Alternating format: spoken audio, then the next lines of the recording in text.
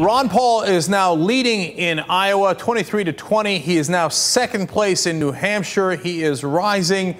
Tide looks really strong, so it has sent the panic throughout the establishment. In fact, Politico has an article titled "Paul Panic Seizes Iowa Establishment."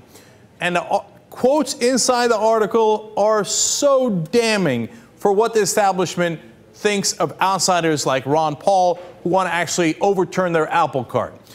So they talk to one Republican after another. And look at these quotes. Here's Becky Beach, a longtime Iowa Republican who helped President George H.W. Bush and George W. Bush. She says, "It would make the caucuses mostly irrelevant, if not entirely irrelevant, if Paul wins." She continues, "It would have a very damaging effect because I don't think he could be elected president, and both Iowa and national Republicans wouldn't think he represents the will of the voters." So not only does the Iowa caucus become irrelevant if Ron Paul wins, but she says that if he wins, it doesn't even represent the feelings of the real Iowa voters, let alone the national voters. But wait a minute, how can it not represent the feelings of the Iowa voters if they just voted and he came in number one? The establishment is so deathly afraid of Ron Paul that any time that he has got any advantage, they look to minimize it and obliterate it. First, when he was coming in third in some of these polls, they're like, "Oh, he's just a fringe guy. He comes in third. He's not going to make anything of it." Second, "Oh, it doesn't count. It's Ron Paul. He's got a lot of active supporters on the ground." When Obama had a lot of active supporters on the ground, they were like, "Look at Obama. Here comes Obama." Ron Paul, irrelevant, okay? And look, I tell you this 100 times over. I totally disagree with Ron Paul on at least half of his issues. On Social Security, on the income tax, on getting rid of the Department of Education. I don't agree with him. But this isn't right. You tell a guy that even if he wins, even if he comes in number one, not only is it not count, not only does it the all-important Iowa caucus become irrelevant, but that the voters who just voted didn't mean it. It's absurd, but it goes on. It's not just one person. Here's House Speaker Craig Paulson.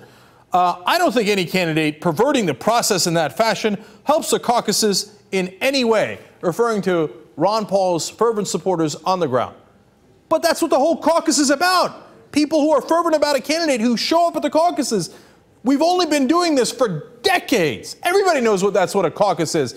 Anytime anybody else wins, they go, "Oh, look at that. They've got real momentum." They excite people on the ground. The whole reason Obama won the primary was because he did so well in Iowa. And the national press made a huge stink out of it. And I think they were right to. Now when Ron Paul's about to win, no.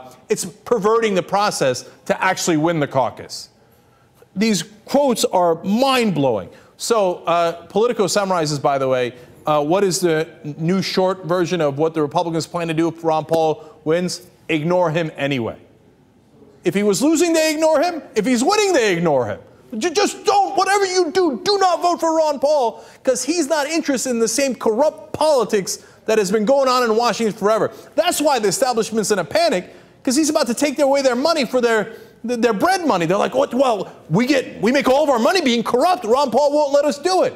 So here's Governor Terry Branstad, the governor of Iowa, quote, "People are going to look at who comes in second and who comes in third. Oh, for Christ's sake." He continues, "If Mitt Romney comes in a strong second, it definitely helps him going into New Hampshire and the other states." So now, when Ron Paul was coming in second or third, being second or third was irrelevant. If Ron Paul is first, no, then what's relevant is coming second or third. But this is a joke. I mean, I've never seen a joke this grotesque. I mean, this comical. Who can possibly say who wins is irrelevant? The most important thing is who comes in third. These people they're scared to death of Ron Paul.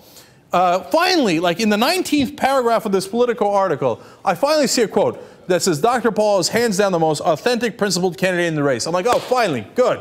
Who said it? Paul's campaign chairman, Jesse Benton. Outside of Paul's campaign, there is not one positive thing said about the leading candidate in Iowa from the entire party, okay?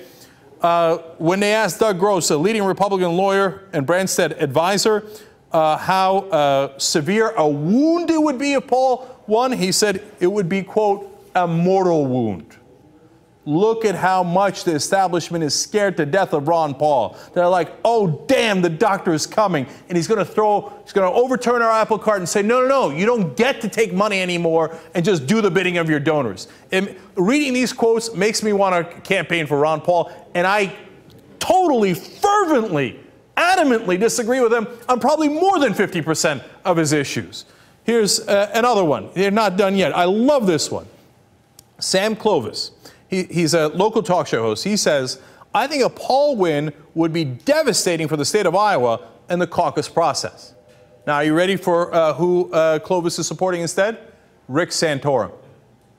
Now, you get that? Rick Santorum's chances of winning the overall national candidacy for the Republicans is far lower than Ron Paul's. So if their excuse was, oh no, Ron Paul can't win the overall national race for the Republicans, that's why we think it would hurt the Iowa caucuses and make them irrelevant if he won the Iowa caucus, well then how can you possibly say that if Rick Santorum wins, it'll be better? No, it would be worse under that logic, because it isn't about Ron Paul's effect on the Iowa caucuses. It's about his effect on this endemic corruption that they're all hooked on. They're like, no, don't take the IV drip off, Dr. Paul. Don't do it.